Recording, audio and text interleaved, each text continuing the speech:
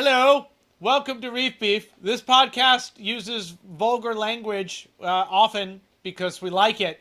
If that's not for you, we totally get it. Stop listening now. And if you're worried about your kids listening to it because you don't think your kids should listen to vulgar language, you should get new kids. Welcome to the show.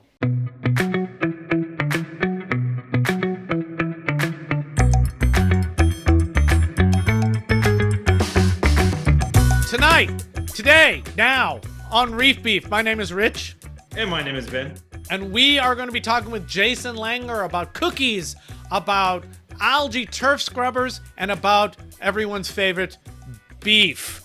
This episode, powered by PolypLab and sponsored by saltwateraquarium.com. Benjamin! See, how are you? I'm great. What's going on in your world of aquariums? Just cleaning them all. And today there's a 180 gallon that I set up. It's just softies only. So I used 4 6-foot Reef Brights above it. Oh. And I mean, normally I'll use Reef Bright XHOs like a supplemental, but this one I did nothing but Reef Brights. And I am here to tell you that those Reef Brights can be very bright themselves. So you like it and stuff is growing? For sure. I mean, the reef is only about 4 months old. Yeah. So it's taken shape, but it's doing well. What's the main difference besides light that you do between like a full-blown mixed reef and a softy tank? Maybe a little more aggressive filtration. I mean, this, it's weird though, since the show and since I've always sort of been meh on nitrate and phosphate, but since we started the show, I've backed up a little even more. Yeah. Not even really testing, to be honest, because I'm also a big fan of large water changes. So I do sort of, the same thing to a reef tank every time I'm there with some observation at the beginning to see if I should do something different or not. But with a softie, I'm not going to go crazy with carbon or GFO or any of that stuff. Just water changes and skimming.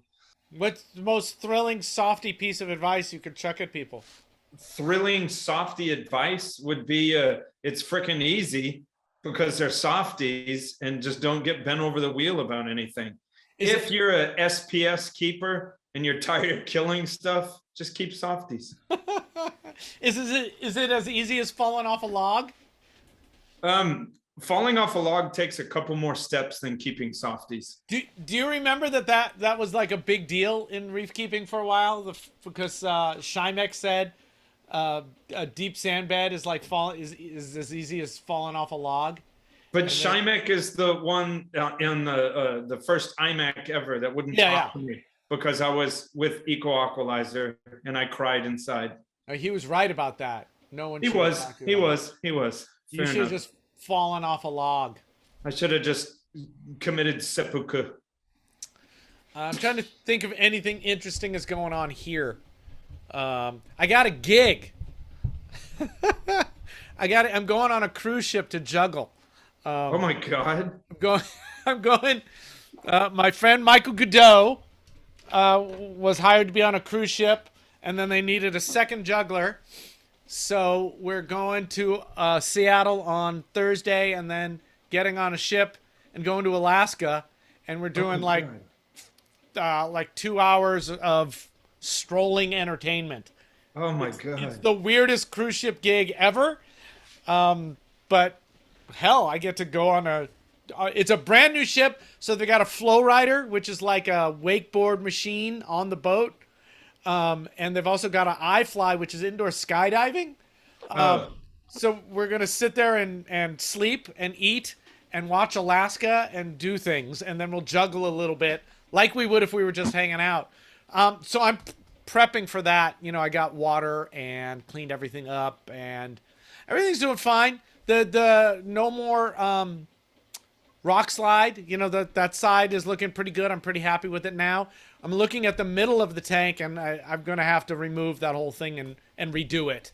Wow. It's just so overgrown that seeing it next to the new clean area, it's like, I got to clean this all up. I'm trying to think if there's been any drama this week in the tank. What about the busted coral tank below your house? Did you receive the new one yet? I haven't received the new one yet. It should arrive any time, but that client needs to go a different direction anyway, so I don't need to set that up. Oh, no way. Which is pretty great, actually, because, I mean, it would be fun, but I'd have to set up a whole new thing, and it already leaked, and meh. So we'll see if we don't want to. Oh, I know what happened. I'm doing those water changes with the dose on the frag tank under the house. The only water exchange is the dose back and forth. It's not, there's no return pump to it at all. It's just a peristaltic in, a peristaltic out. And I found that the way I am controlling it, there's a level sensor that stops the flow if it gets too high. And that's causing evaporation, so the salinity is creeping up. So I have added a third peristaltic pump to add fresh water to it. It's the same thing I do with this one up here behind me. But it was interesting. I thought being under the house, it would not get as much evaporation. Anything else? Everything else looks good. Everything else is good. The little banded angel is awesome. It's out all the time. Bandit? Banded. Oh, okay. Banded. It's about the size of a quarter, which is the size of a quarter if you're not in America. And I guess that's it. That's what I got. That's what's going on. I think it's time to bring Jason Langer into the discussion. Should we do that? Let's bring him into the fold. Into the fold. Jason Langer is a good reef keeper. He's been reef keeping for a long time. He also makes algae turf scrubbers, which we'll talk about. And he's an artist and a baker. And he first came to my brain when he made a bunch of cookies for Live Aquaria. And they were, we've talked about those cookies before because he sent them to us. And they're, photorealistic cookies that you're supposed to eat instead of try to keep forever like people try to do. And he made us a bunch of Reef Beef cookies. And he made me an octopus cookie once and blew my mind. And then, because he does other art stuff, he made me this for the Secret Home Lab, which is awesome cephalopod porn. And I can't thank him enough for that. So Jason, thank you so much for being on the show. How's everything going? Everything's going really good. How's the tank? The tank is doing very, very well. Last year about this time, I was really disappointed with it, but come around March this year, everything started turning around. Everything's growing again. So I'm starting to add a lot of corals that I lost. And I would expect by this fall, I'm either going to need a much bigger tank or start getting rid of a lot of stuff. All right. Can you tell us just briefly about the system? It's a 120 gallon mixed reef system. It's the typical 4 foot, 2 foot, 2 foot fat boy style. But I had Planet Aquariums build me a rimless one with the low profile modular marine overflow system. And then I started it off with just limiting myself to only a few different types of corals. So even though it's a mixed reef, the only SPS truly is monopora. There's no acros, no sticks, no nothing like that. There's, a lot of plates, a lot of digis, some encrusting. And then there's some lobophilia, goniapora, alveopora, bernardpora. And sometime this spring, I got into tabastria. Yeah. So there's a lot of sun corals in there that, I don't know, they're kind of my favorite right now, along with the gonies. So. Do you have do you have any of the microthalma or just the orange ones right now? I just added 3 of the green black variety, and those are really, really nice. Yeah. But the yellows that I have, there's yellows, oranges, and a deep orange. So I kind of have 3 different colors of tabastria. Very nice. And we'll get some pictures or some video from you, and we'll probably put that up while you were just talking. And so people can see the tank. What do you what are you feeding your NPS, and how much are you doing it? I'm feeding the NPS, well, the whole tank. I just feed LRS Frenzy blends, whether it's Reef Frenzy, Fish Frenzy, and then PE Mysis shrimp. That's pretty much my daily food that I add. And for the last month, I've been documenting how much I feed. So it's on average about 20 grams of frozen food each day. Then Periodic- that's about the size of a quarter. New. That's Yeah. probably, I would say, 3/4 of a credit card. Excellent. That's a Yeah. good metric. I like that. Like 1/10 of a Texas food bowl. Yeah. I break it off, and usually there's more LRS than the PE Mysis because my copper band is real picky. Yeah. And he likes the clams, and the softer tissued foods over the shelled variety. So, And do you base that in, or do you just dump it all in at once? I normally dump it in. What I did was where the tabastria are located, if I just dump the food in, the water flow takes the food right to the tabastria right away. Great. But I do have like a 2-foot long pipette that I do target feed just to make sure they're getting food. But for the most part, they're doing really, really good. So Excellent. And you mentioned problems that you had. We love problems. I mean, yours are resolved now, but let us tell us. let's see, March of 2021, I started losing Goniapora, and some of them would be just gone within just a matter of 2 days. The tissue would just peel right off the skeleton and slough off the base of it. And I kind of got kind of depressed about it, to where I just started ignoring it, as pieces were just, whatever I did to save them, it didn't work. Yeah. So I just kind of let it run its course, but it never really ran out. And then other people were having issues. And when the people started using, antibiotics with euphilia, they were saying that, Goniapora, it might work with those too. So there's a couple people that I was talking with about stuff like that. So there was either a chemiclean bath, or or a Cipro at dip, or iodine dip. But I tried a few things. Some worked, some didn't, to varying degrees. And I know that someone sent in like an aquabiomics test. Yeah. And they said that Archobacter was present, on their, because the Goniapora kind of developed like a brown jelly-like disease. So, once the coral got that, I mean, no matter what I did, they pretty much were goners. So, but as soon as I'd see corals get infected, I would just pull them from the system. And, I had over 60 different pieces, and I got down to 28. Right. Was it just Ghani or other stuff as well? Pretty much just the Ghani's, Alveopora too. They were also affected. And the Alveopora didn't really respond to any of the treatments. They actually showed negative effects from being treated. They would just crash right away. So, but the Goniapora minor, or Bernardpora, whatever they are, they seem to be the healthiest of the three. So, Yeah. Is there anything that when you were doing all that, what did you do anything that you would recommend? Did anything stand out that felt like it actually was workable, was beneficial? I did the dipping and the baths kind of, at the same time. So whatever worked or didn't work, I didn't really know what was. Yeah.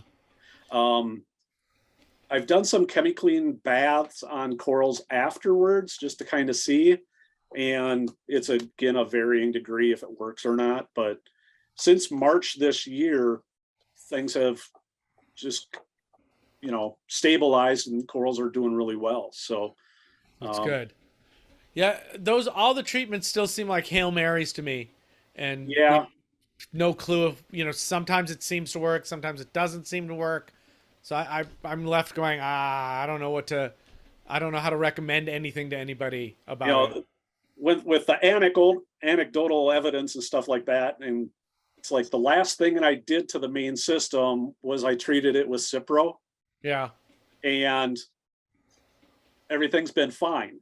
But I was also dipping these corals in antibiotics and iodine dips and stuff like that. So whatever knocked it out, it could be any of those three things that I was doing. Sure. 'Cause I had the same problem with MPS a few years ago, where I was losing the polyps off of Tubastria and Dendros, and it was horrible, right?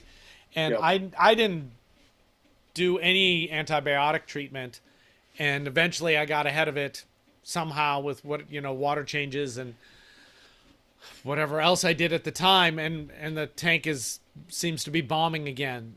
Bombing isn't good, not as in bad. Yeah. I guess it's bomber again. So it's man, our tanks are just so weird, man. Trying to figure out what's worth doing and what's not worth doing. It feels like we're heading in a direction where we're eventually going to get some actionable information, but I'm not sure if we're there yet. So I wish it was super easy. Yeah.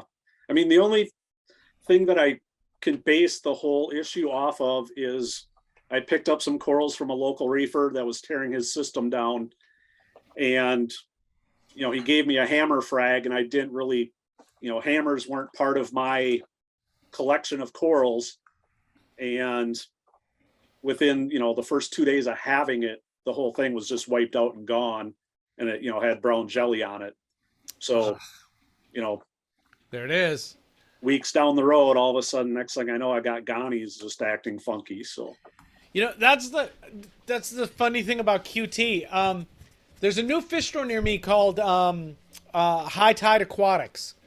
It's a reef store, and the guy Kenny who owns it is quarantining all of his fish and all of his corals. So he's trying to do it right. So Yep. the animals that go to people are acclimated and disease free.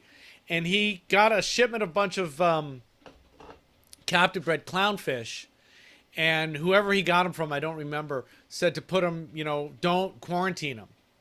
And I was there like a week ago, and I said, when he told me that story, I said, the only time I've ever had to deal with Brooke is from captive bred clowns. And then I find out today that it looks like he's got Brooke racing through his system. And it's like, it's just like you. If you're going to dip and quarantine and do it, you got to do it every single time, right? Because it's that one time you don't. And just, and this is how great Kenny is. He was asking me about what he should do, and he's just going to break the whole system down and restart it.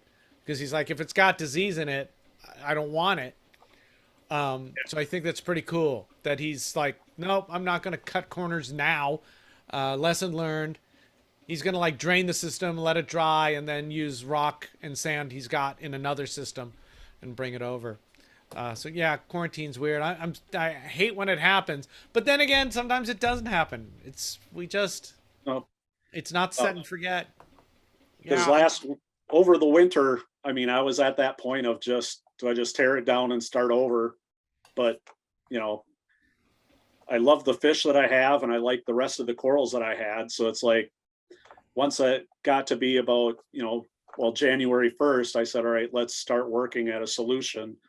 I just can't sit back and watch it happen anymore. So, yeah, it took a couple months, but I'm glad it's back up. What would you do different to your system if you could do it all over again? quarantine corals. Because, because I had a previous 120 system and I tore it all down because I had a monopora crash because bad salt mix potassium dropped to about 240. So all my Montes crashed, and then mushrooms took over and tank looked ugly. And I said, no more, tore everything down. Took me less than a year to acquire everything new, new tank, new filtration, new everything. Started the system up and it's like, okay, I've got no pests. Let's, I was diligent, I looked at frags and I dipped them and stuff, but, I ended up getting Monty eating nudies and Aptasia came from somewhere. And, yeah, they're in my system now. Can you find them? Yeah, if you look, you can find them, but the layperson isn't going to see where they are. So, Yeah. but yeah, the pests, that's the one thing I would do differently. Yeah. I don't know, man. I don't know if I would. Because I think that I'm thinking about me because I know, I've got acro-eating flatworms pop up on a coral here and there every once in a while. And and Aptasia is just, I don't even think about Aptasia as a thing you can avoid. It's just wherever you're going to spend your time.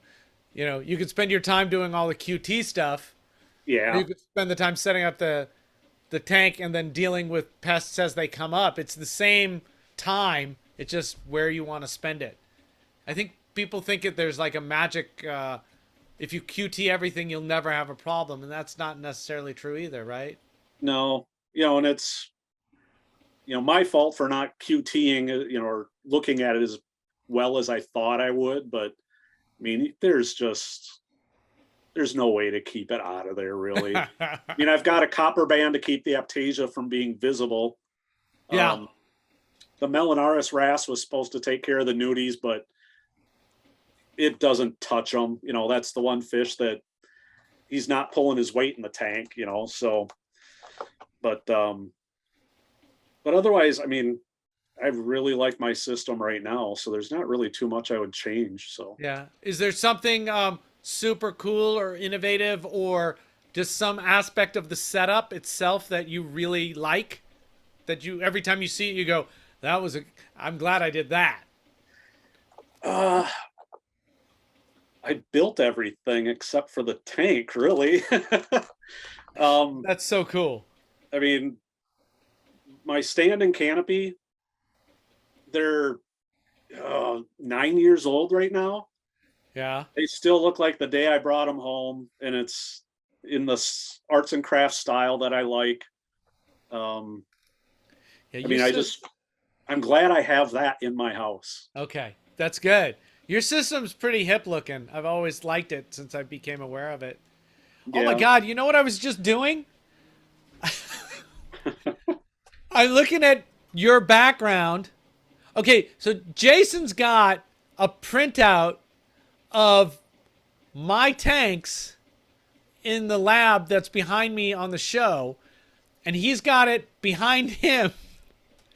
And I was looking at his tank, forgetting that it's behind him. I was just looking at my tank, and I was trying to adjust the lights, and nothing was changing behind Jason because I wasn't realizing that that's Jason and a picture of my stuff rather than what my stuff actually looks like.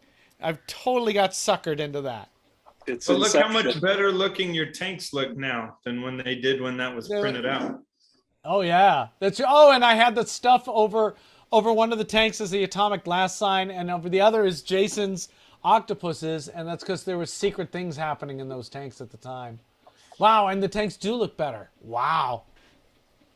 Yeah. Yeah. Wow. Benjamin. Richardman. This episode is powered by PolypLab, and PolypLab makes some stuff that we really like. Where did I put it? Do I still have it here? Say nice things about PolypLab, and I'll get a product to show. PolypLab has a container of little super glues I like to refer to as gluelets. And I like to use them because every time I use the larger containers of super glue, I muck up the ends somehow. And I just like how the little gluelets use it a couple times and then you're done with it. It doesn't stick around long enough to get mucked up. Yeah. I like this product that they make, Reefroids. I've used it to grow the corals that are behind me down there from single settled polyps all the way up to colonies. So that's pretty cool. It's one of the foods I feed all the time. And I also like their Genesis BioBlocks. I like the size of them, and I like that they're very robust. They're not really that breakable. And PolypLab's been with us for a while, and Phil's a really cool guy. Go see him at MACNA and tell him beef. Powered by PolypLab. Check him out. Wow. No, Jason makes these badass cookies. And you know, it's funny. I've seen some others on the internet, just not related to our industry, that tried to do something like that. And I just haven't seen any better cookies than yours. Plus, Jason made, it was several episodes ago. Sorry, it escapes me which one, but I'm type 2 diabetic. So Jason made me like keto friendly cookies. And they weren't as tasty as the regular cookies, but they were, hey, if that's what you got to do, wasn't bad at all. I thought they didn't taste too bad. It's just, No.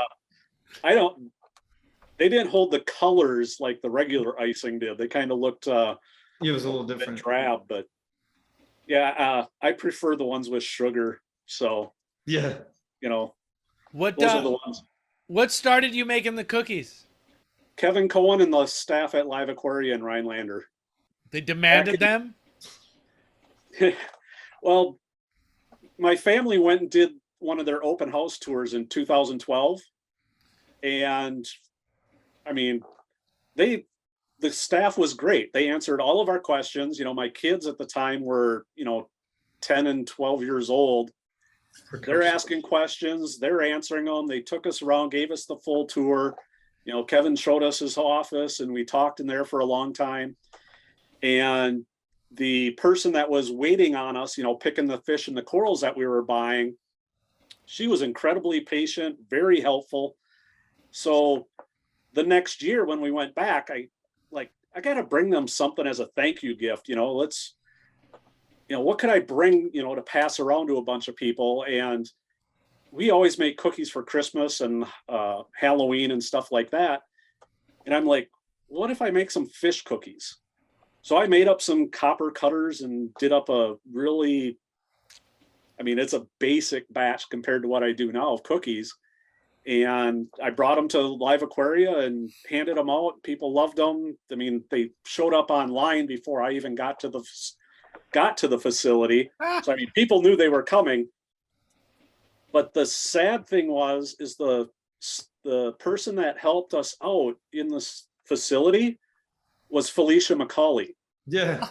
But she left, so she wasn't there anymore. So she never got a cookie. No cookies for you, Felicia. No. So then every time we went back, I would make more cookies. Well, their facility is only at like a little over a 3-hour drive from my house.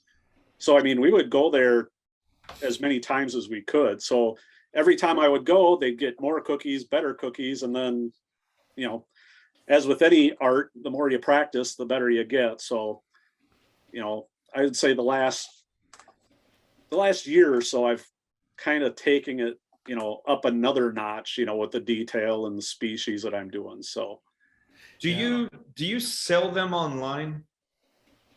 no, I mean, the intent was probably to do that, but when you can only make on average between 6 to 9 cookies an hour, Yeah. it's not worth my time because people aren't going to pay what I should, charge for them. Yeah, like $30 a cookie. Yeah, I mean, I was selling them for $6 a cookie, which kind of it seems outrageous for a cookie, but so I've not promoted selling the cookies online. I'd rather much sell the cookie cutters that I make now, but I'll still make cookies and bring them to shows and I'll hand them out. So, like Rich said, in New Orleans in 2017, that's kind of when I brought these to, the mass of aquarium people instead of just Live Aquaria in Wisconsin. So we should have a competition of anyone that's gotten the cookie cutters from you to see how they make them as compared to the ones you make. And they could be like, what are those Pinterest fails? yeah, I love that. we could make it a workshop at an event. Oh God, that's hilarious. It's so funny to me that all so many things related to this hobby, people won't pay what it costs for it to happen, you know. Yeah. But if somebody wants a batch of your cookies and is willing to pay what it costs, would you do it? Yeah. I mean, That's I awesome. would. That's I mean, awesome.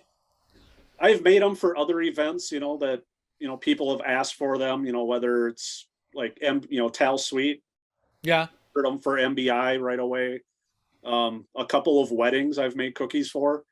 So, if they ask, I'll do it. So, That's but, very cool. but I And just don't have to. Will you be at MACNA 22? Because you're wearing the shirt. Yeah, I'll be there. Cookies will be there. I've already got a list of, people I'm going to be making them for, and I might have to start making cookies next month. Yeah, really, because that's coming up soon. Yeah. How would you like keep them until can you freeze them? Freeze them. Yep. Okay. Yeah, because this one I sent it to you guys a couple months ago. Fossilized. It's been in the freezer since. So and oh my God, you're gonna get salmonella. As Jason is eating a cookie, he's chewing it yeah, and talking. Snowman keeps reminding me that not everybody watches the video of this show. So if there's something specifically visual that it needs to be described. So he's chewing, masticating. Oh, yeah, he's chewing the cookie now. Look at him masticate, bro. Oh, his jaw moving up and down. should I talk with the cookie in my mouth? You Yeah, should. Just mumble my way through it. Say some unintelligible cookie language. I'd just be going, they're good. Yeah. Wow. Hey, Ben, what are you doing on September 9th through the 11th, 2022? MACNA. MACNA. It's the first MACNA in 3 friggin' years. I'm so excited. This show is essentially based on MACNA. It's based on going and doing going to the bar or the lobby after hours and talking. So maybe we'll do some episodes in real time there, or not in real time, but in the lobby with people, whoever comes by, and we'll just talk about whatever happens. Milwaukee, Wisconsin, MACNA wants me to tell you guys that there's lots to do. So you should get there early, have brats and beer, then spend all your time at the show for the 3 days, and then stay on the Monday and go see the sites there are to see in Milwaukee on the other side. So go to macna.org. Get yourself registered. There's great speakers. There's a great trade show. And we're working on finding a really good keynote talk. Pretty excited to have Ben there. And the beef will be there. We'll let you know when we're recording. We're recording one day during the day. And we'll let you know so you can come to that, because that would be a lot of fun. What else? One more MACNA thought from Ben. Ben? Consider getting there early and or staying there a day late, because the rush of it sometimes is a little frustrating. And if you're going to take off a little bit of time, just take off a little bit of extra time and enjoy the surrounding city. Yeah, and there's nothing more of a bummer than having to rush by MACNA. You know, the first time I met Craig Bingman, it was like, I don't have time to talk to you. I have to leave. And it was like, this is the worst thing ever. So yeah, get there early. We'll see you there. We're looking forward to it. Wow. Beef. Beef. Beef. Beef. Beef. Beef. Jason said he had a beef. My biggest beefs have already been talked about on the show. So, I mean, not to beat a dead horse, but when it comes to people reading, nobody reads anymore. And I know we've had the discussion about books and stuff like that, but the thing that I've always been perturbed by, I got that. I didn't finish Michael's series of, printed volumes of the Reef Fishes books. I mean, those are books that I go to constantly, whether it's for actual fish information or just to look at a fish to see what I'm going to do for a cookie cutter, or, or paint it. But,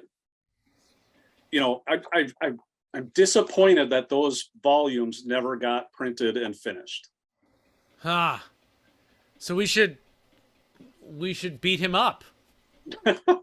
Well, I mean, What I have heard is the volumes are done, but the publishers just don't see any value in printing those books because they're not going to make any money. Yeah.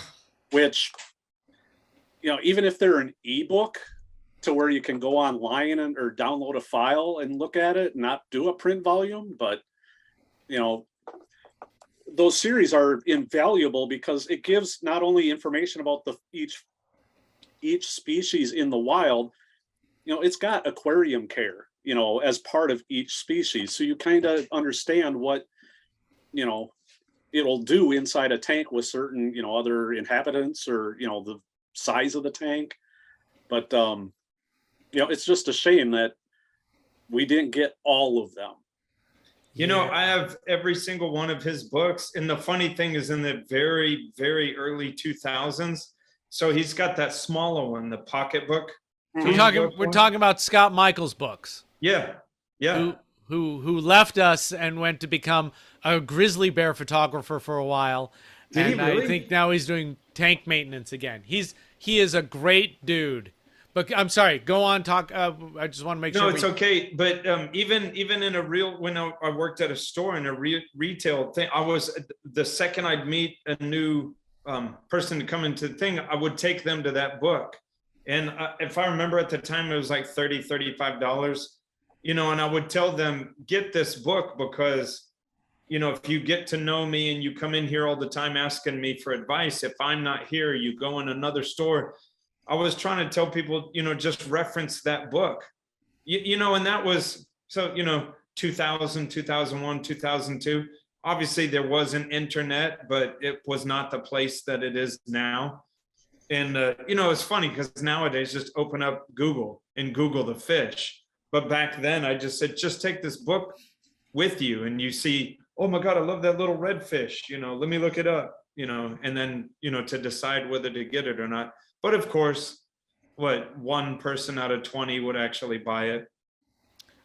Well, the thing that I really like about books, I think my library is up over 120 reef related books right now, and I've got more coming. But when you're in a book, you can go to a page and something's going to catch your attention that you weren't looking for.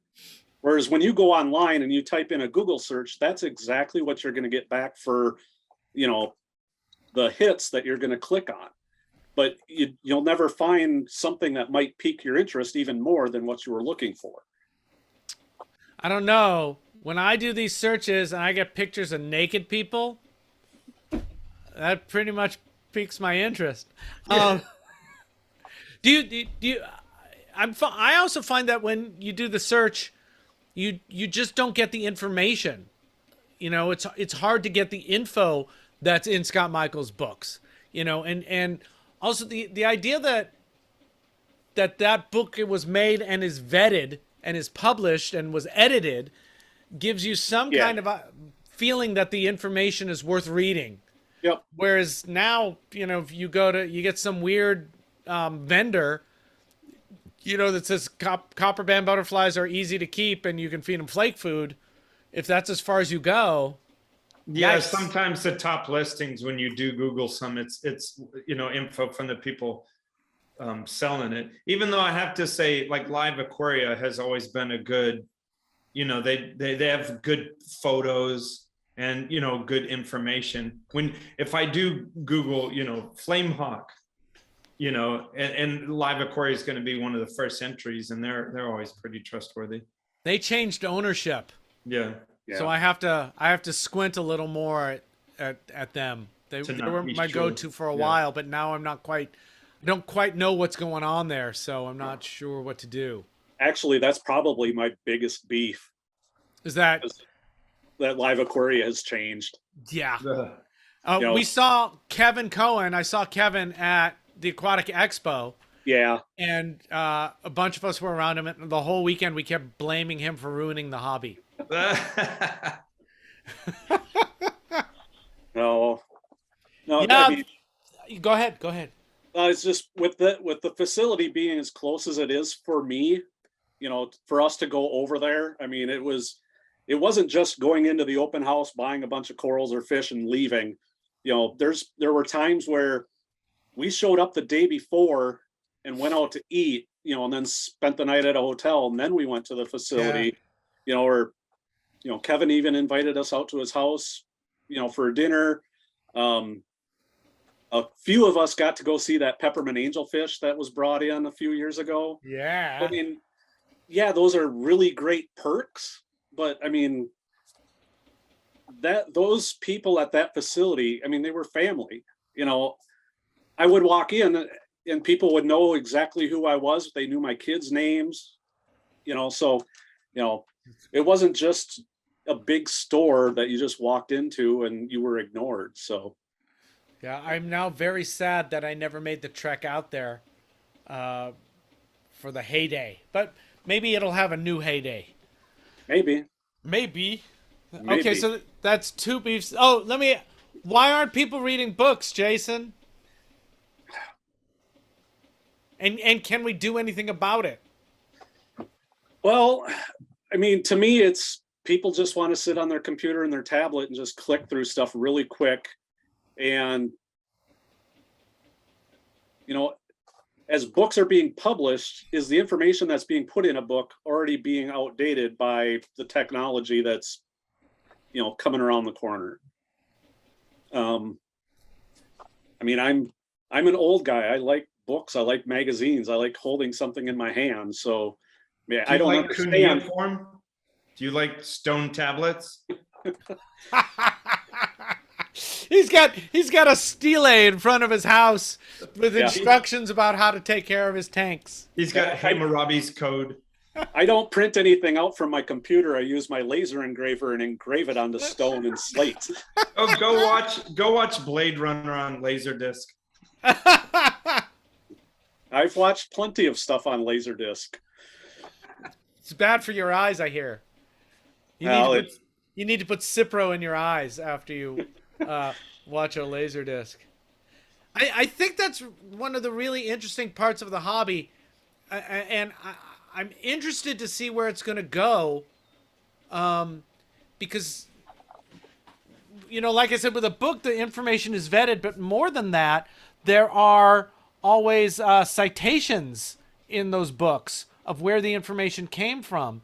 So there was some process in it that made that information weighty. And without that, everything has got the same weight as everything else. And I'm not quite sure what to do with that. Wouldn't that be super weird if we come full circle one day and just books are the rage again? It could easily happen. Or instead we would have hologram discs. Yeah, or, I'm with, I like the paper book as well, but I could do with a PDF of the book. I mean, I was looking at Noga today, the disease guy. I was looking through his book today. Literally, I did a search, and we were talking about Brooke, so I wanted to see if there's anything new about Brooke. And immediately, the search results, it was like, there's no way for me to vet any of this or look at any of this. So I pulled up my PDF of Noga and flipped through it and found out, what Noga said. But yeah, I don't know, man. And I know, when you were talking about flipping through the book, when I got back into the hobby after I took a break, I got back into like 2000 or something. And then the Reef Aquarium books existed then when I got back in, and I was like, give me, and read it. I still got my original copy and went through with a highlighter like it's a textbook, and this is what they say about this, and that's what rebuilt my foundation of understanding of how these things work. And without that now, I see a lot of people trying to help each other, but they give recipes, and it's a very strange way to learn to me. And videos, I think, are even worse, because you have to watch the whole thing, and that's hard, and there's often no citations, and there's often and they're often made by people who are selling you something. So I don't know. You guys have any thoughts on that? Where it might be going? Isn't that funny? Because we've obviously taken a step forward on technology and accessibility, but taken several steps backwards with vetted information and solid information. That just seems really weird, because the beginner would, looks at this and, oh, wow, you can find all this information. But, from my standpoint, I can't speak for y'all, but I'm pretty sure you agree. It's just like the information is just muddier. Well, people are looking for confirmation bias versus information. That's a really good point. Yeah, I ventured onto a forum. I'm done. Mic drop. Boom. Somebody was asking about what to do with algae, and I said something like, well, it looks like it's on one rock, so why don't you, I would just cover it with epoxy, 2-part epoxy and call it a day. And they said, nope, not going to do that. And it was like, okay. I mean, yeah, so exactly right. They had already decided what they wanted to do, and they wanted people to tell them that that's what they should do. It's really, really fascinating. Someone's going to come up with a way to do it. We might as well call this episode Old Men's Yell at Cloud, but I think we've already done that. That can pretty much be all our episodes. That's all our episodes. We could change the name of the podcast. Oh, yeah. I don't have my beard anymore. I can't stroke it. Mwah. See, I gotta look clean for a gig. But someone's going to figure it out, I think, or I hope. I just don't know. I just don't have any clue. Maybe someone will come together and do an app, but all of that takes such crazy resources where, a person sitting alone can write their book and have a friend read it and edit it, Randy Donowitz, and then get it published or even as a vanity project. But you have to be an expert editor. There's all this stuff you need to be able to do to create content online that has nothing to do with the animals. And Scott, go, baby. It doesn't even matter if the audience isn't asking for it. Right. But I mean, Scott, Michael's books were great because he took good pictures and he had a lot of experience, right? So he just, the smaller book, what's it called? Marine Fishes? Yeah, there it is. Marine Fishes. It's the thin one. It's a great book. It's got a couple pictures of the fish, tells you its habitat, tells you what it eats, tells you kind of how to keep it. Boom, this is the snapshot you want. And that's what Live Aquaria was doing for a while. But getting that, you can write that alone. Scott wasn't writing, the great novel or anything like that. It was just, here's the information.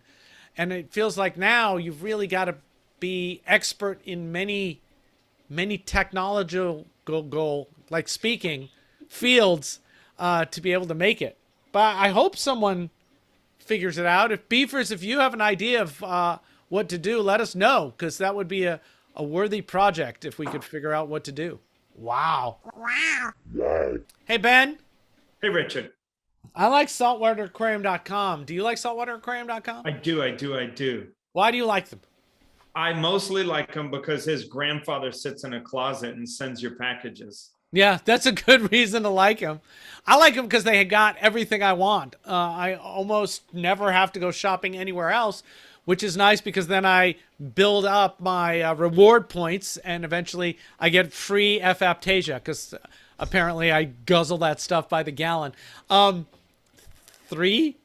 Three locations across the continental United States where they ship your stuff out from. Right. That's why it's so fast. I usually order and it gets shipped out the same day and it arrives to me. And I think, I also think they're kind of the perfect size company. They're big enough that they've got some market share and they can make stuff happen. And you'll see at MACNA, they've got some cool ass crap in their booth. Really neat stuff to help show their products. But you can still talk to Kenneth's grandfather. Mm-hmm. Yeah. They've got rewards. They've got texts that you can send them a text. They'll answer your text. Somebody should text them beef. And they've got everything. They've got cleanup crews. What am I missing? They got everything. They got an app that makes your ordering experience easier. Mobile app. What else am I missing, Ben? The cleanup crews, the three shipping places, the online assets of the forum, the ability to text them and ask them questions, the size of their company. They're just awesome. Yeah. I think the most important thing is they've been sponsoring us since nearly the beginning. So if you like us, you like them.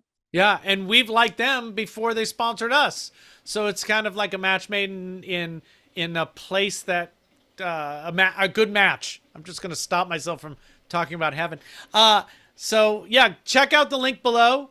What's it called, Ben? saltwateraquarium.com. Yeah, check it out. Wow. Oh, while we're talking about beefers, last episode we talked about if we should start our own forum or do a subreddit. We got a lot of people saying we should do Discord. So comment below and let us know what you think about Discord. And we'll see if any of these ideas make any sense at all for us to do. It may just make sense for us to just use the YouTube comments as a place to talk to people. Any other beefs, Jason? No, I think I've said enough. You got a beef, Ben? Yeah, I need more cookies from Jason. No, I'm September. joking. September. Yeah, I'll be there. You get a hair cookie. Ew. Ooh. For your hair. All right, let's do it. Algae turf scrubbers. We actually we have a Ask Reef Beef that's about ATS. And since Jason makes ATSs, and we've talked about you before and ATSs, and what's that? Where can they contact you to get your information about your machines? The website is foursquareaquatics.com. Foursquare is spelled out phonetically, one word. But otherwise, bulk resupply is where you can go to purchase them. But if you do have questions, you can ask through the website. There's a Facebook page that you can ask questions to also. I mean, anytime someone sends me an email with a question, I'll get back to them. So when you're dealing with Foursquare, you're dealing with me. So there's no customer service department that it gets passed on to. There's, I don't have my grandpa putting stuff into a box to ship it out. So it's me. You don't have a grandpa. You can steal Kenneth's grandfather from him. Whenever I'm on the edge of trying algae turf scrubber again, I'm always thinking about Foursquare Aquatics. Jason and I have talked over the last 5 or 7 years, probably about 5 or 7 times about, should I get one? Should I not get one? Should I try one? And I always feel like Jason wants to be nice to me, and I don't want to take his time. I'd rather him making money than me dicking around with an algae scrubber to see if I can figure out something about it. So there. I've always said I got to get him one. But then the next thing he says is, I don't want to do any work. And granted, it's 2 minutes worth of work, but that's 2 minutes worth of work that Rich doesn't want to do. Yeah. So, well, because a few of us are in a private group where we're talking about stuff like this sometimes, and I am paying much more attention to my chaetomorpha now.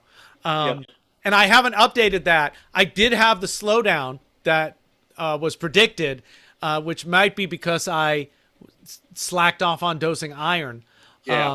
So it's about time. I'll probably crawl under there tomorrow and pull it out and see what happens. But besides all that, how do you want to talk about scrubbers? Do you want me to read this Ask Reef Beef, or is there anything you want to say first, or you tell me? If you want to ask or read through the email and ask questions, that would, we can get specific there. So okay. Can I ask a question? Absolutely. What would be different on your unit than the other units out there? The biggest difference is the design of how you harvest your algae. The typical algae scrubber, when I started looking into scrubbers, I wanted to put one on my system, but the typical design with the waterfall style is you got to disconnect a pipe, pull the pipe and the screen out the top, and walk it off somewhere, do your harvest, put it back in, hook it back up, and go. Well, I have OCD. Everything needs to have a spot and be in that spot. And all of my filtration needs to be hidden in my stand. And I didn't have room to go up out of the top to use an algae turf scrubber. So I just started thinking, how can I have one and make it work in my system? And I was at work one day installing cabinets, and I installed a drawer into the cabinet, and I'm like, you dummy, you've been doing this for 20 some years, and it now dawns on you, build something with a drawer. Oh, that's great. So with my unit, the spray bar stays, once you hook it up, it's intact. You don't have to disconnect it every time for a harvest. You just grab the front of the unit, pull out the drawer, or go harvest your algae, slide it back in, and you're good to go. That's Okay, hip. that is different than what I'm used to. Yeah, so there's no, connections that need to be taken apart, and have risks of leaking. With the screens not attached to the spray bar, it's so much easier to, clean it off, do your harvests.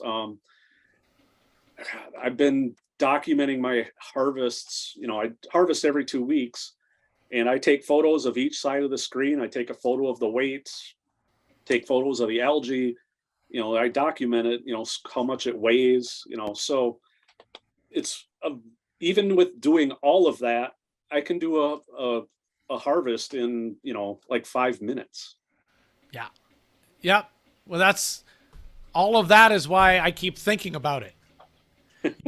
If it wasn't for you and your whole attitude for answering the kinds of questions we're going to talk about, I would be whatever on to whatever the next thing is. Yeah. But you're not a dumb guy. You think it does good things, and you're interested in trying to figure out what it's doing and how to make that consistent more than selling more units. Right. So I think you're exactly the kind of people that the hobby and industry needs, I think. So I mean, I do think that's more interesting than a giant, like Richard said, like just a giant corporate group just trying to cash in on something. I mean, it is super unique. I think sometimes in our hobby, you're just a dude, and you're here admitting you're just a dude that put these together. And you even got hooked up, we don't have to go into all that, but you even got hooked up with Bulk Reef Supply, one of the #1 resellers. That's an incredible pipeline to be part of. Yeah, well, the reason why I got hooked up with them was I'm part of the Twin Cities Marine Aquarium Society, and someone saw the unit I was running on my tank and they wanted one. So, we designed one, we built one, and people that, I'm friends with work at Bulk Reef Supply, and they said, hey, would you think you'd want to make these to sell? I didn't go into this looking to, make a new piece of equipment and try and sell as many as I can. I was just, someone thought they saw value in it, and they brought me in, and, that started the whole deal. Ryan wrote to us a book, and I'm not going to read his whole book. He bought him out. His nitrates went away after 2 months. Then he was scared of dinos. Then he was told bunches of different things about how to run the ATS, and then when it wasn't giving him the results, he was told more things to run differently with the ATS. This was the kind of thing that I went through with the ones I've tried. I did everything I was told to do, and then it didn't do it, and then they told me to do it differently, and I was like, wait, no, this can't be how this is going to go. So here's what he writes. He breaks it down to 3 questions and a beef. Question 1. On many ATS product pages, there's no clear definition of what, if any, the culture is removing from the tank. My main concern is by removing trace elements that are unknown and not stated that I'm setting myself up for a tank crash. Meaning, is it sucking a bunch of important stuff and trace elements out of the tank that eventually gets to a breaking point, leading to a phantom crash? And he says that most places he reads about this, it's not clearly stated. This is his running theme, that the pros and cons on product aren't normally available with the product. Well, I'm going to jump in there. People selling you something are not going to really tell you why not to buy it. That's just a thing. But what do you think, Jason, about you know, these about sucking away trace elements, and what do you think people need to watch out for, if anything? I mean, I experienced this when I set my system up and I put my scrubber on right away because, you know, I had it sitting there and I bottomed out. I was 0-0, got dynos, tank was a mess, took it offline, and I waited till I had nutrients to put it on. The thing that I always recommend to people is if you can get algae from somebody that's got a scrubber to seed your screen, it'll kickstart the whole cycle on that screen a lot quicker. And you'll get I always call it the good algae. You know, that's the curly Q, bright green, fuzzy, you know, long strands of hair algae, because your screen will go through a cycle. You'll get like a brown dusting like diatoms, and then it gets to a slime, goes from a brown slime to a darker slime, a green slime, and then you might start getting some hair algae, or some people start growing ulva. You know, it depends what algae they have in their system is what's going to seed the screen. If you can seed it with a good algae, that will outcompete those, you know, less complex algae, you know, and get established a lot quicker. And how do you seed the screen? You just kind of glue it on there or pin it on there? For the most part, like with my screens, they're roughed up, you know, with a hole saw blade, so they're really coarse. And you can just, you know, take a little wad of algae from somebody and just smear it into the screen. And if you're, you know, really nervous about if it's going to work, you know, I've told people just take algae, place it on the screen, and then take, you know, a sewing needle or a toothpick or something and just poke it through the holes so it's going to stay on there. Great. And, you know, for the most part, it does go a lot quicker when you do seed, you know, the screen. So wait till you've got nutrient buildup, then seed it. Okay. Yeah. Those are two good rules of thumb I think people should know. As far as the trace elements go, over the last few months, I mean, I've kind of come into that understanding myself of what's actually being pulled out, because I sent in a couple ICP tests and I had like 9 or 10 elements that, you know, are needed by your tank, and they were non-detectable or deficient. And at the top of the list is iron. Did you show any slowdown in your harvest? My harvests were typical. You know, I would vary, but I mean, I wasn't tracking how much food I was putting into my system all the time. So depending on how much food is in your tank, how long between water changes, it's all variable on how much algae you're going to actually grow. But when I found out which of those elements I was deficient on, I started adding a minor trace element additive that contained iron, cobalt, molybdenum, manganese, iodine, nickel, zinc. You know, those I was all depleted on.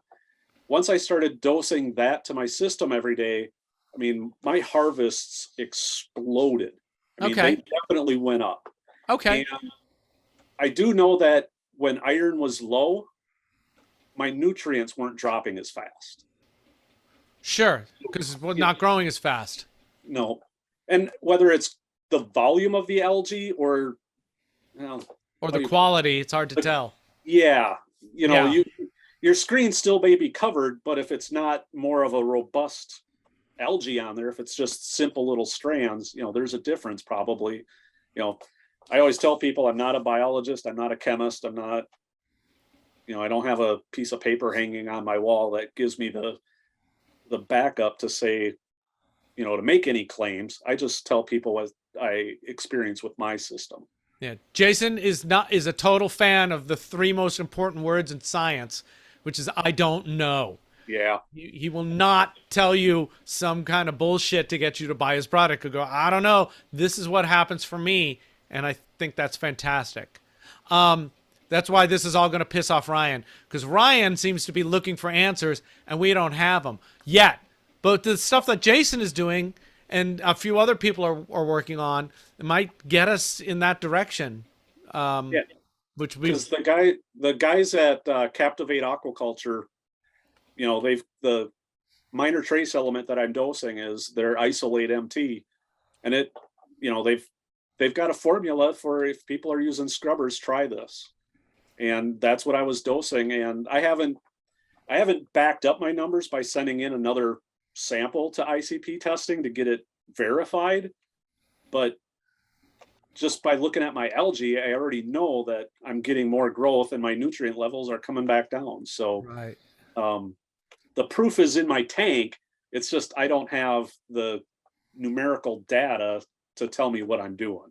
Yeah, I'm okay with that, which is why I keep talking to you about this. I dose trace elements because it's easy and it's inexpensive, and it's very difficult for me to make a problem out of it. So,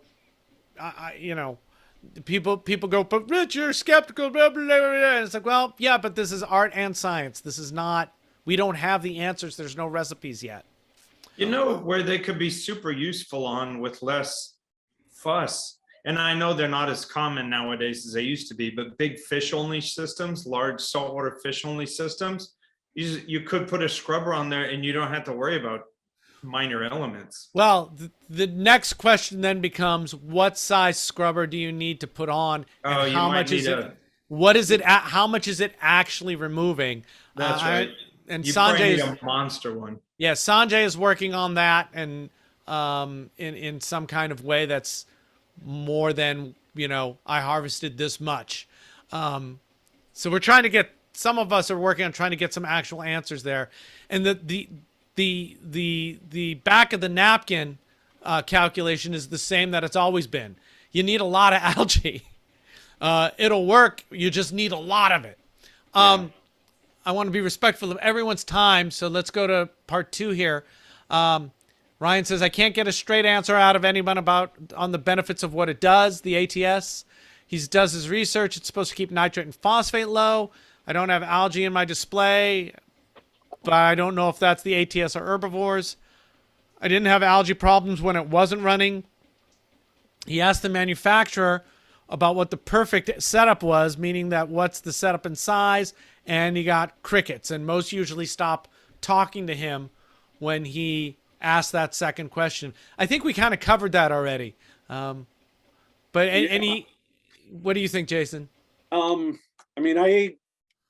don't pay a lot of attention to what the other manufacturers are doing, as far as specifics. I know all of them. I've talked to most of them, and just based on what I'm doing with mine, if I have to tweak anything, I tweak my photo period. The water flow itself, I don't really worry about. The size of screen, yeah, that plays into it. But if you're growing algae really, really fast on a small screen, or is that more beneficial than a little bit of algae on a big screen? The numbers haven't been tested to say what's better. And my lights are a full spectrum lighting. It's not just the bright pink, grow light that most people are, put on their refugiums and stuff like that. So, I've got some terrible news for you, Ryan. There is no perfect. It's an art, as much of an art as a science, and every system is different. Which is why we always say, look at people's systems, and if you want your tank to look like that, consider doing what they're doing. Yeah. And your tank is awesome, or it was awesome, and now it's awesome again. Yeah. Thanks. Part 3 here. He runs I'm gonna paraphrase. He runs the ATS opposite of his display. He's seeing the same pH numbers he did when it was off. So his pH is like 8 to 8.2, but he expected more. I can understand that because some of the hype around it will help. He says the units are not cheap, but the juice doesn't seem worth the squeeze. God, I love that phrase so much. And he can't quantify what's going on with the system. He originally bought it for was pH, nutrient export, pH help, and it's not doing that. So what is it doing? He's going to start dosing vinegar to get his numbers down, but he doesn't see why he should run the ATS, especially if it's not keeping the pH up. Okay, well, with pH, we live in a house that's airtight, so my pH, I struggle to hit 8. even with running a scrubber at the beginning, I could never stay above 8. But when I ran an airline outside, now I'm sitting at 8.28 to 8.35 consistently. Where does the line feed into in your system? Into a protein skimmer. Into the skimmer. And the skimmer is more or less, that's what it's doing for my system. Yeah. With having the scrubber running, I mean, my skimmate, it's dark and it stinks, but it takes forever for me to get to that point. It's not pulling out, I'm not emptying it, every few days. It's almost a couple weeks. Yeah. So my skimmer is more just to degas CO2 by injecting fresh air. I think that's great. Yeah, I hear the idea that the ATS is going to impact your pH, but I think you're going to need a huge amount of algae because if you're inside, your pH is going to get depressed because of the CO2. And if you can't off gas that, you can't. No. So. And by running it, during opposite of your daylight cycle, I mean, that's kind of been passed down from the refugiums and everything else because, hey, that's what we've done in the past and that's what we're going to keep doing. But just this past week, someone that's running one of my scrubbers, he's running it to where the lights are on for maybe half an hour and then off half hour, on half hour, off half hour throughout the whole 24 hours of a day. And his algae growth it's incredible. He's harvesting every 4 days, so I mean, that piques my interest of, is there a benefit to, because, I don't know his, educational background, but he said that, as the algae respires, it happens very quick. So you may not have to do all of your dark photo period at one time. You can, get that algae running at a faster cycle than, on a 24-hour cycle. There was some experimentation being done with that for SPS coral. Yeah. Splitting a day in half, and that seemed to yield some good results. So maybe I'll with my Cato, maybe I'll go. I run 22 hours and 2 hours off because I figure it needs some time off. Yeah. But maybe I'll flip it and go half hour on, half hour off, and see how that does. Yeah, because on my 120 system, I'm running my bigger scrubber, which is rated, for a much bigger system. But for the longest time, I was running my lights only for 10 hours a day, and I had 14 hours off. Yeah. And I was still growing enough algae to keep my nutrients in line. Yeah. So there's a million ways to do it. I know people they hate that, but it's I guess it's like baking, right? I mean, when you go to a different oven, it's different. And when you got to take sugar out of the cookies, that's a whole nother mess. It's different. Unless you're running a factory and then you've really figured out exactly all of those things out. Yeah. That's an interesting analogy. We'll chase it down another time. But, the difference between running a coral farm and running an aquarium, it's not the same thing. No. And the goals are different. We'll do Ryan's beef and then we'll get out. There's so much equipment in the hobby, but none of it is a clear-cut solution. Why is it taking more and more equipment to run successful systems? I had a 55-gallon with a hang-on back in college, and it did fine. Granted, it was all softies, but still, come on. My client tanks are pretty simple. It isn't taking more and more equipment to run a successful system. The trend is to throw equipment at systems rather than get a feel for what's going on in the system and react to what the animals are doing. So there's broken record rich. There's not a recipe. There's a reaction to what the animals are doing, and more equipment doesn't necessarily make it better. And just more marketing. Just more marketing. And that's what's taken over now rather than books.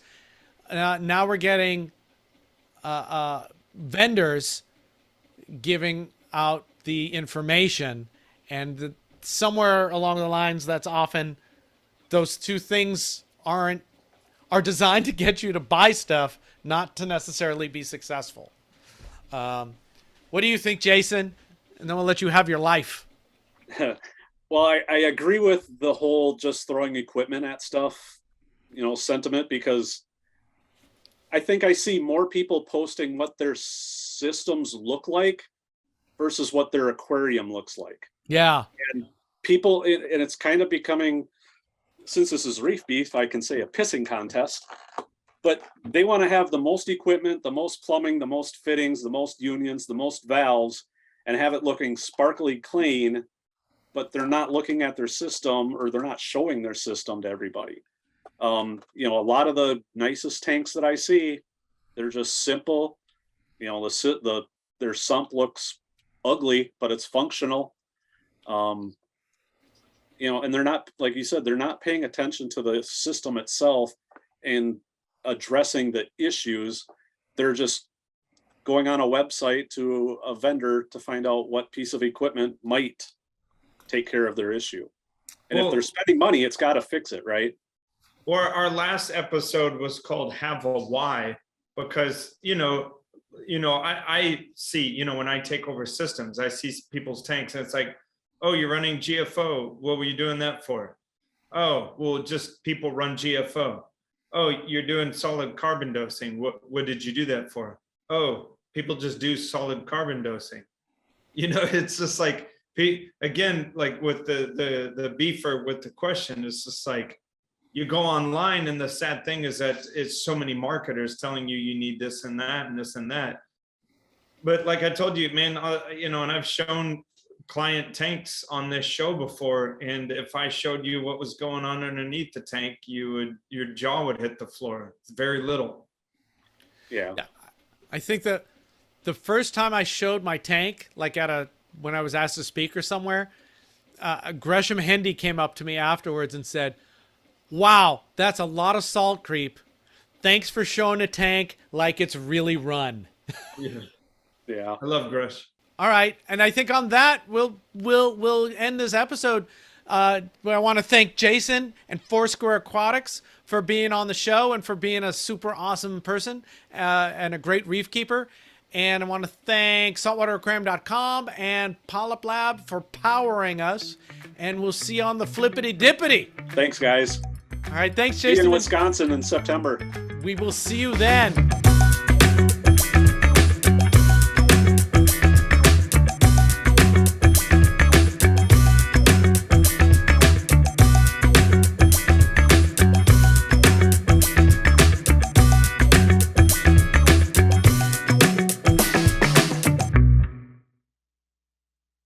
Get out of here already.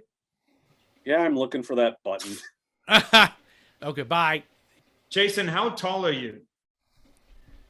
I'd say 6 foot, but could have shrunk over the last few years, but. Okay, I just didn't want to be surprised when I met you. What? In case he was like 9'11", I wanted to know. That's Wandell. Yeah. Man, Jason, do you have 7 arms? Yeah. Hey, I didn't want to be surprised. do you have a detachable penis? No. Well, it's detachable. It's not reattachable. Yeah, that's right. Super glue. I guess so. Tonight, or today, or whenever you're listening to this on Reef Beef, Ben and Rich are going to be talking with our special guest, Jason Langer, and we're also going to be doing an Ask Reef Beef that has something to do with Jason Langer. So, we'll get to Jason in a second. Hello.